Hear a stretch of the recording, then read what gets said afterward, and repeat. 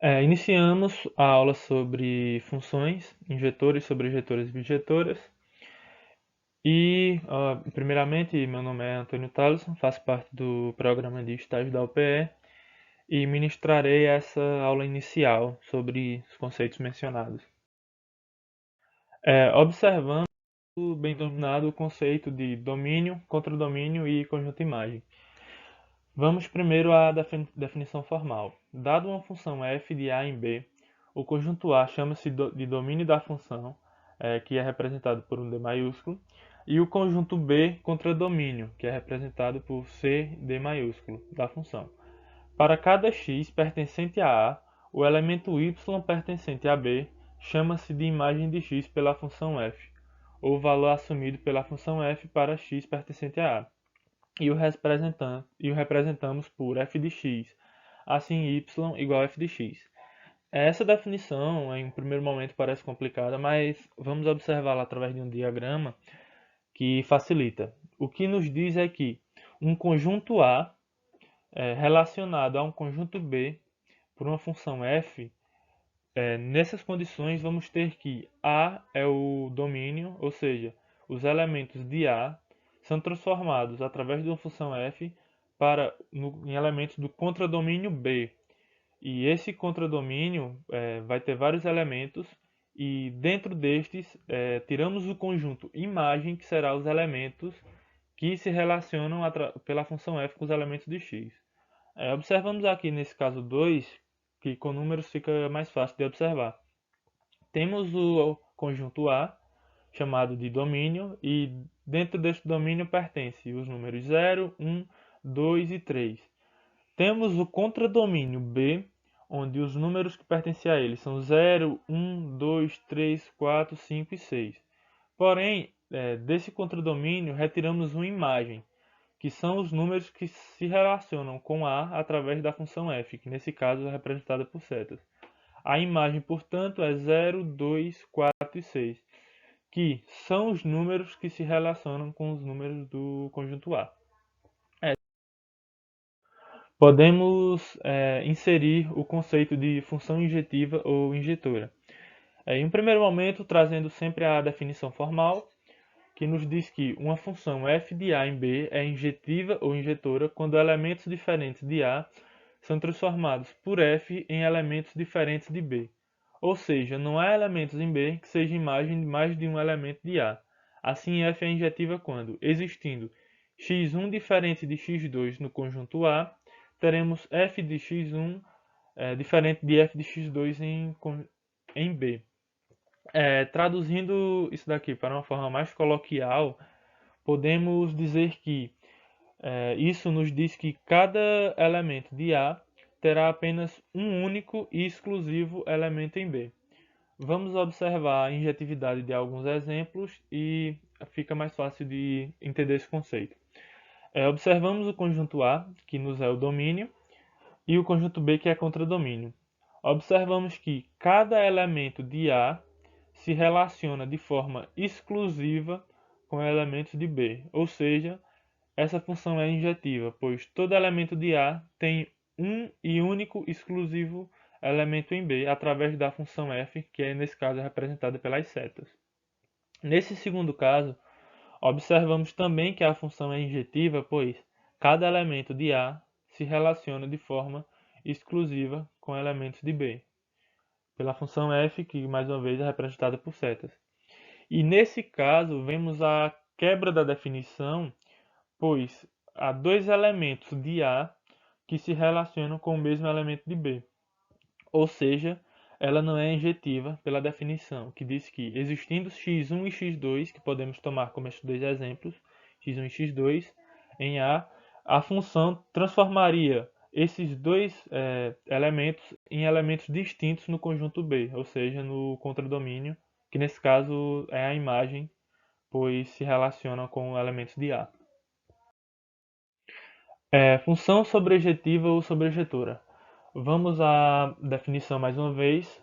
Uma função f de A em B é sobrejetiva ou sobrejetora quando para qualquer elemento y pertencente a B, podemos encontrar um elemento x pertencente a A tal que f de x igual a y, ou seja, f é sobrejetiva quando todo elemento de B é imagem de pelo menos um elemento de A, isto é, quando a imagem de f é igual a B. Mais uma vez, desformalizando o conceito, dizemos que toda função é sobrejetiva ou sobrejetora quando todo elemento de B se relaciona com A, ou seja, a imagem é igual ao contradomínio. Observamos aqui nesse primeiro caso que, nesse tipo de conceito, para verificar a sobrejetividade, observamos o conjunto de chegada, ou seja, observamos primeiro B. E vemos que todos os elementos de B recebem setas do elemento A. Ou seja, ela é relacionada através de uma função com elementos de A. Então, ela é sobrejetiva. Vamos para o segundo exemplo, mais uma vez observando B, que é contradomínio, e observamos que todos os elementos recebem a função f, ou seja, todos eles se relacionam com elementos de A. Portanto, todos os elementos se tornam imagem, tornando a imagem igual ao contradomínio, que é o que define uma função sobrejetiva. E no terceiro caso, observamos que há elementos em B que não se relacionam com A, ou seja, quebra a ideia de que todos os elementos de B são imagem, pois lembrando mais uma vez, imagens são os elementos que se relacionam através de uma função com o conjunto A. Ou seja, imagens seriam esses três pontos e esses dois ficariam de fora do conjunto imagem. Ou seja, a imagem é diferente do contradomínio, quebrando o conceito de função sobrejetiva, o que torna ela não sobrejetiva. E vamos agora à função objetiva, que basicamente adianto que é a junção dos dois. Para a função ser objetiva, ela tem que ser injetiva e sobrejetiva ao mesmo tempo. Vamos à função formal, que nos diz que uma função f de A em B é objetiva se ela for simultaneamente injetiva e sobrejetiva. Quando isso ocorre, dizemos que há uma objeção ou uma correspondência biunivônica entre A e B. Vamos agora ao exemplo. Primeiro verificamos, para ver se a função é objetiva, verificamos a injetividade e observamos que todo elemento de A tem um único e exclusivo correspondente em B. E depois verificamos a sobrejetividade. Observamos que todos os elementos de B têm um correspondente A. Logo, atendendo à bijetividade e à sobrejetividade, esta função é bijetiva. Vamos a mais um exemplo. Verificamos primeiro a injetividade, que nos é quebrada, pois os elementos de A não têm um e exclusivo elemento em B.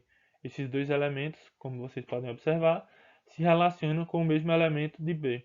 Logo, a função não é injetora. Se não é injetora, não pode ser bijetora, pois, lembre-se sempre, para a função ser bijetora tem que atender às duas condições.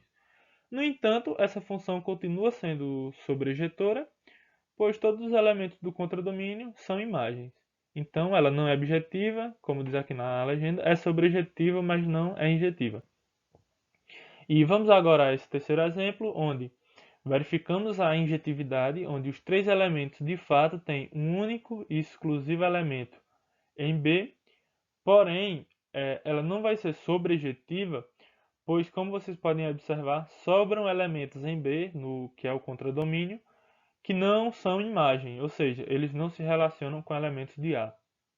E vamos a mais esse exemplo, onde, verificando a injetividade, observamos que os elementos de A não correspondem a uma função injetiva, pois há dois elementos aqui que se relacionam com o mesmo de B, e ela também não é sobrejetiva, pois há elementos no contradomínio que não são imagem, ou seja, estes elementos não se relacionam com os elementos de A. Então, no caso, essa função aqui não seria nada, pelo menos não nos conceitos que atribuímos.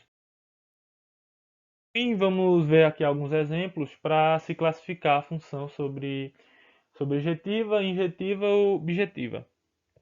Vamos nesse letra A observar primeiro se a função é injetiva, que de cara vemos que não, uma vez que o número 1 e 4 se relacionam com 5, ou seja, eles não têm correspondentes exclusivos em B. Logo, essa função não é injetora. Porém, se observarmos, todos os elementos de B são imagem, pois estes se relacionam com elementos de A. Logo, a função é sobrejetora. Vamos à letra B. Observamos se a função é injetiva e de fato é, pois todos os seus elementos correspondem a elementos de B. Por exemplo, 3 se relaciona com o 2, o 4 com o 5 e o 6 com o 8. Logo, a função é injetiva. Porém, esta é apenas injetiva, pois a sobrejetividade não se configura como verdadeira, uma vez que o 7 faz parte do contradomínio, porém não é imagem, uma vez que ele não se relaciona com elementos de A. E vamos observar a letra C, onde observamos que a injetividade não é verdadeira, pois 3 elementos de A se configuram em apenas um elemento de B, ou seja, 2, 7 e 9 se relacionam apenas com 5. Logo, essa função não é injetiva e também não será sobrejetiva, pois há 2 elementos em B, que é o contradomínio de 6 e 7, que faz parte do contradomínio. Lembrando que o contradomínio é todo o conjunto B, a imagem que é os elementos que apenas se relacionam com A. Ou seja, a imagem é diferente do contradomínio, porque ressaltando, nesse caso, o contradomínio seria 5, 6 e 7, e a imagem seria apenas o 5, que é o elemento que se relaciona com A. E vamos para a letra D, onde observamos primeiro a injetividade, onde todo elemento tem um único e exclusivo elemento correspondente em B, e também é sobrejetiva, pois todos os elementos de B são imagem, ou seja, eles se relacionam com elementos de A. Dado a injetividade, ou seja, essa função é injetiva, e também é sobrejetiva. Lembrando do conceito que vimos anteriormente, quando a função é injetiva e sobrejetiva, ela se torna uma função bijetora.